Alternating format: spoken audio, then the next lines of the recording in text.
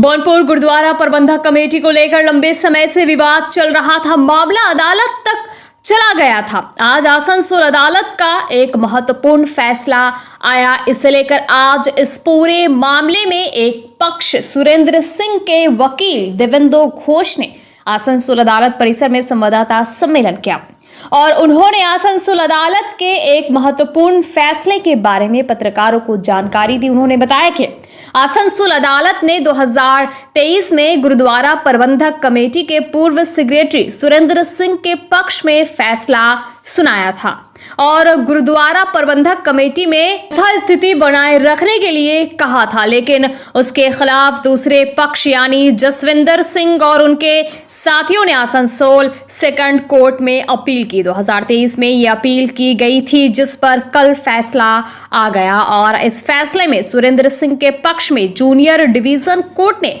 पहले जो फैसला सुनाया था उसी को मान्यता दी गई और जसविंदर सिंह और उनके साथियों द्वारा बौनपुर गुरुद्वारा प्रबंधक कमेटी के संचालन को अवैध करार दे दिया गया। इतना ही नहीं, 2023 में बौनपुर गुरुद्वारा प्रबंधक कमेटी में जो चुनाव हुआ था उस चुनाव को भी अवैध करार दिया गया और चुनाव के बाद जिस कमेटी का गठन हुआ उस कमेटी को भी अवैध करार दिया गया। अदालत ने कहा कि ये जसविंदर सिंह और उनके साथियों को गुरुद्वारा प्रबंधक कमेटी के संचालन का कोई अधिकार नहीं है। हालांकि जब देवेंदु घोष से पूछा गया तो आइए जानेंगे विस्तार के साथ कि इस विषय में देवेंदु घोष का क्या कहना है।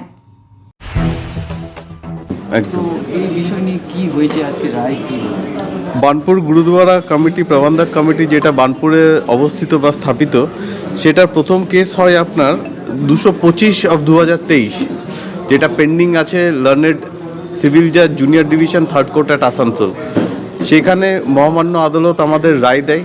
বানপুর গুরুদ্বারা প্রবন্ধক কমিটি যারা আগে ছিলেন সেক্রেটারি সুরেন্দর সিং ওনাদের ফেভারে রায় দেয় status quo regarding election management of the Banpur Gurdwara Prabandhak committee. তার আগেনস্টে ওনারা অ্যাপিল করেন, যাদের আগেনস্টে আপনার ইয়েটা হয়েছিল জসবিন্দর সিং, জসবন্ত সিং, বলবন্ত সিং, অজিত সিং, জসবীর সিং, সুখবীর সিং, রঘুবীর সিং, রঞ্জিত সিং আর প্রভজোত সিং। এনারা অ্যাপিল করেন সিভিল জাজ senior division second court at আসানসোলে। অ্যাপিল নাম্বার হচ্ছে মিস অ্যাপিল নাম্বার 24/2023। সেখানে এই কেসে মিস অ্যাপিল কেসে 24/2023 কেসে 4/12/2025 লার্নেড সিভিল জাজ senior division second court at Asansol ওনাদের অ্যাপিলটা খারিজ করে দেন। শুধু খারিজ করে দেন না, এখানে খুব স্ট্রং অবজারভেশন দেয়। আমি একদম লার্নেড কোর্টের অবজারভেশনসগুলো পড়ছি, যেখানে ওনারা বলেছেন যে একটা অবৈধ ইলেকশন এই অ্যাপিলেন্টরা মানে জসবীর সিং, জসবন্ত সিং এনারা একটা অবৈধ ইলেকশন একটা কন্ডাক্ট করেছিলেন in the month of May 2023.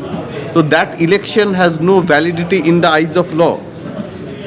The learned court has said that the appellants have not approached the court with clean hands.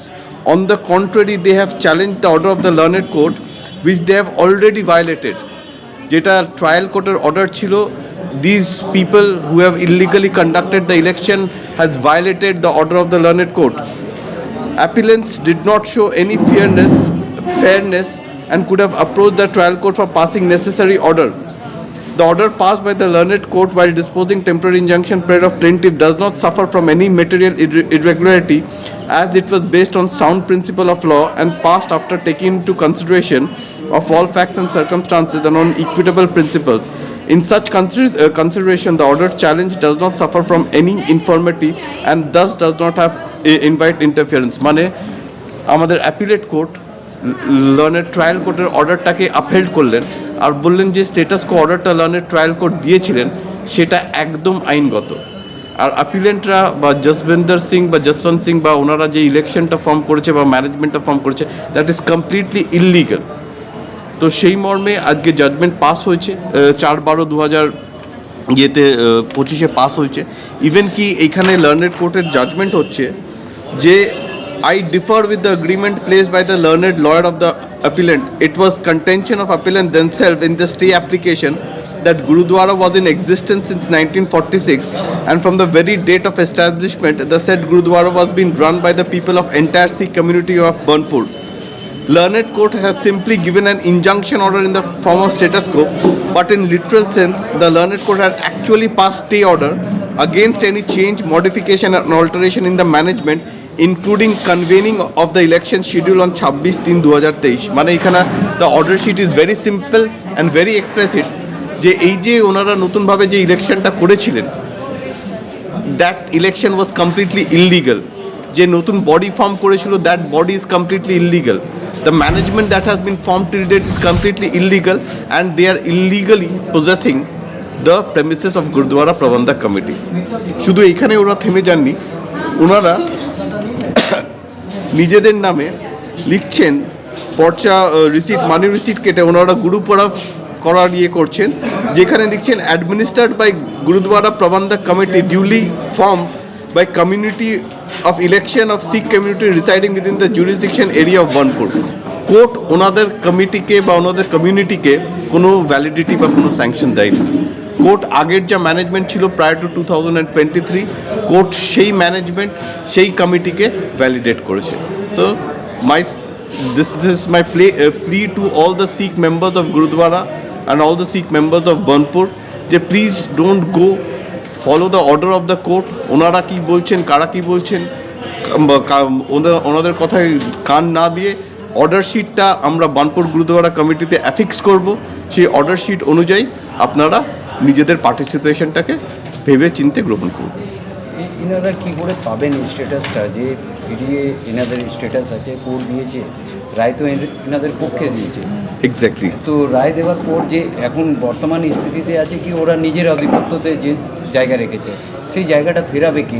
আমরা আইনগতভাবে ওনাদের কিভাবে সেখানে রিএস্টাবলিশ করা যায় গুরুদ্বারা প্রেমিসেসে, আমরা আইনগতভাবে through the help of administration আমরা সেই জায়গাটা চেষ্টা করছি যে আইনগতভাবে কিভাবে আগের যে কমিটিটা ছিল যেখানে আমাদের অর্ডার আছে, আমাদের ফেভারে অর্ডার আছে, কিভাবে আমরা নতুন করে গুরুদ্বারাতে নিজেদের এস্টাবলিশ করব।